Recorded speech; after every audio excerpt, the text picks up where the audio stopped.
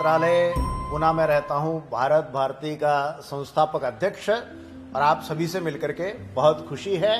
मैं अभी हैदराबाद में हूं और संजोग देखिए, सरदार पटेल, लौह पुरुष सरदार पटेल, भारत रत्न सरदार पटेल और हैदराबाद, इनका एक बहुत नजदीक का रिश्ता है। क्या आप कल्पना कर सकते हैं कि अगर सरदार पटेल नहीं होते और हैदराबाद भारत में नहीं होता तो हैदराबाद कैसे दिखता भारत के नक्शे में? किसी चद्दर के बीच में कोई छेद हो, ऐसे हैदराबाद दिखता। आज हैदराबाद में रहने वाले सब लोग सरदार पटेल के ऋणी हैं, क्योंकि उन्होंने ऑपरेशन पोलो का निर्णय किया, मिलिट्री एक्शन किया और हैदराबाद को आज़ाद भारत में सम्मिलित कर दिया। 1875 में लौह पुरुष सरदार पटेल का जन्म गुजरात में हुआ था और इस साल 31 अक्टूबर 2024 को सरदार पटेल की सार्ध शताब्दी का प्रारंभ होने जा रहा है। 149 साल पूर्ण करके सरदार पटेल की सार्ध शताब्दी प्रारंभ होगी और 2 साल तक चलेगी। सरदार पटेल का योगदान क्या है?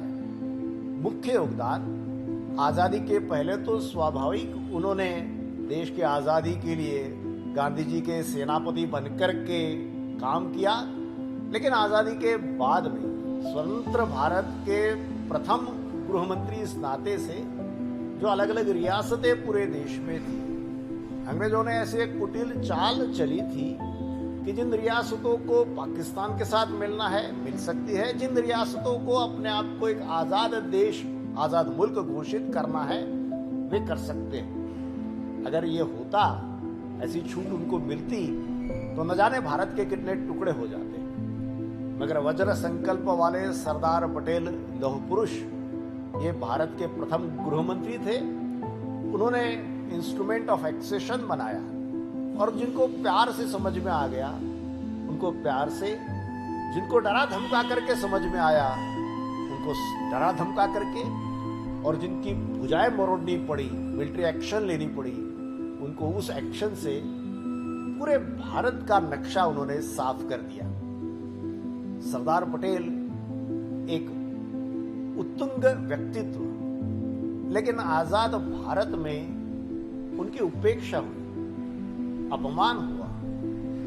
वे दावेदार थे देश के प्रथम प्रधानमंत्री बनने के, मगर उन्हें वो पद नकारा गया। काश अगर सरदार पटेल देश के प्रथम प्रधानमंत्री होते तो देश का पूरा इतिहास बदल जाता।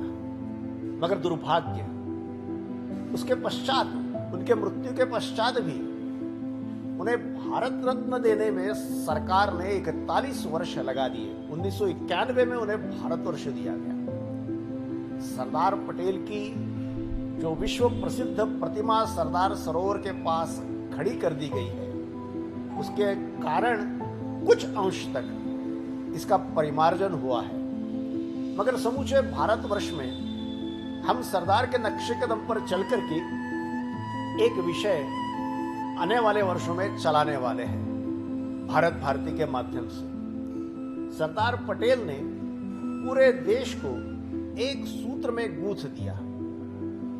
राष्ट्रीय एकात्मता का बहुत बड़ा काम और मिसाल उन्होंने कायम की। उनका जन्म दिवस राष्ट्रीय एकात्मता दिवस इस नाते से माना जाता है। हमारे भारत देश में कई शहर ऐसे हैं जिसमें पूरा भारत बसता है, मिनी भारत है।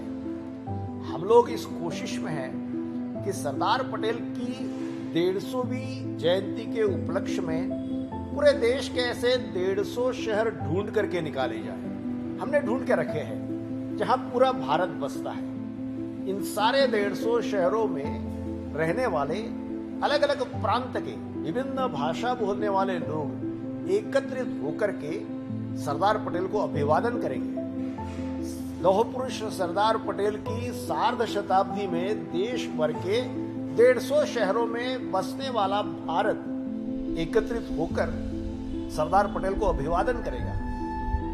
यह एक अद्भुत संकल्पना है और इस संकल्पना को हमें साकार करना है।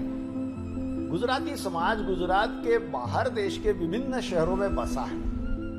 उनके माध्यम से यह इनिशिएटिव लिया जाएगा गुजरात सरकार इसको समर्थन करेगी और एक अद्भुत ढंग से सरदार पटेल की सार्ध शताब्दी भारत भारती समूचे देश में मनाएगी। सभी को नमस्कार, सभी का धन्यवाद। आपका विनय पत्रालय।